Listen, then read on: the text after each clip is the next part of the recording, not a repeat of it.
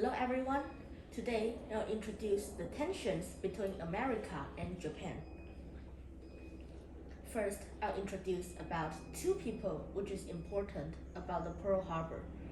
First is Franklin Roosevelt. He was the American president. He led the America through two deadly times, the Great Depression and World War II.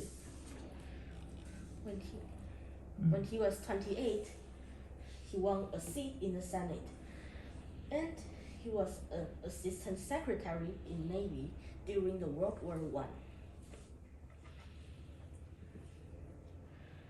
But he got the polio. Few people thought he could stay. Only a little people thought he could stay in the politics. But his wife, Eleanor, helped him stand back. And he was elected of the American president in 1932. At that time, America was in the grip of the Great Depression. He said, "The only thing we have to fear is the fear itself." He used his own finding work program to help the jobless American find the work.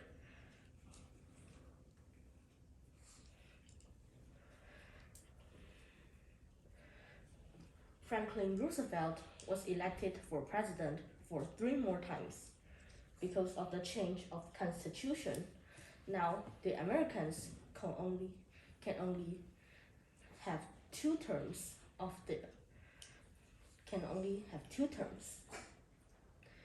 And in his last term, the World War II was raging in the Europe.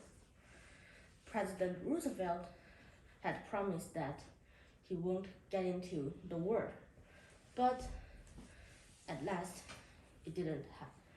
He still went into the war.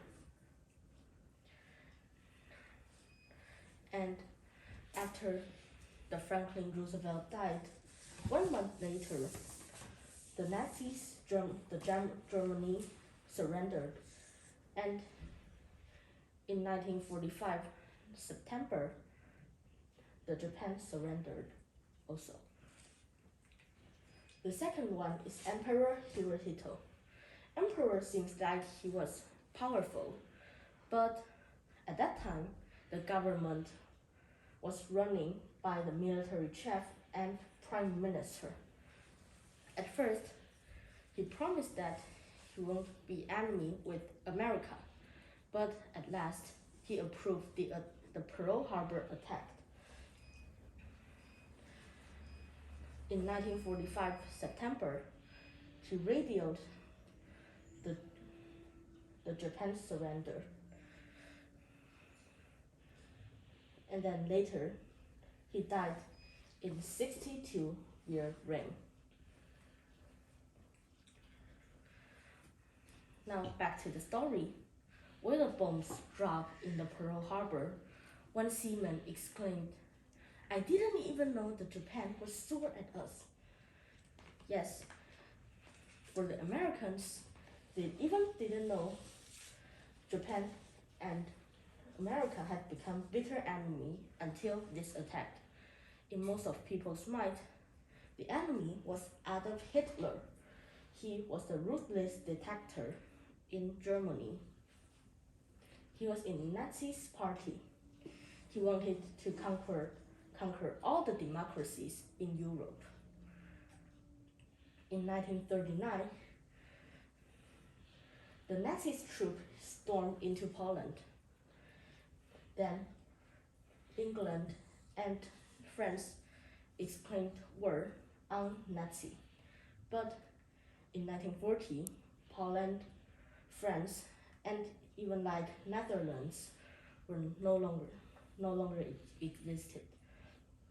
Only the UK is fighting the Nazi. And as for the Franklin Roosevelt, he only shipped arms to the UK, but he didn't send soldiers to there. Because the World War I was still fresh in mind for the Americans. So the Franklin Roosevelt promised not to went into the war. And thousands of miles in the other part of Pacific, one military place, Japan, is growing. Japan had closed its door of the trade for thousands of years. Now it's 100, and he opened its door of the world trade, and it grows swiftly.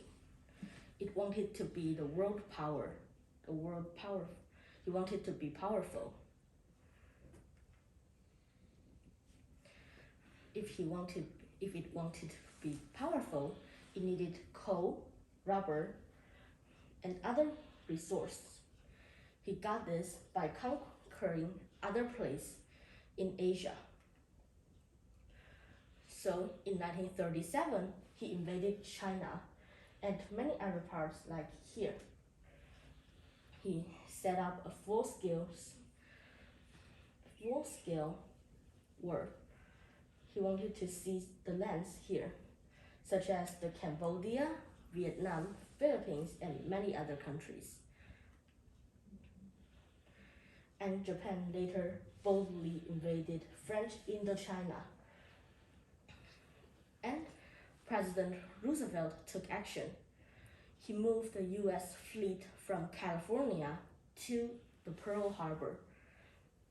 Now, a powerful fleet was stood guard thousands of miles in the other part of Pacific Ocean.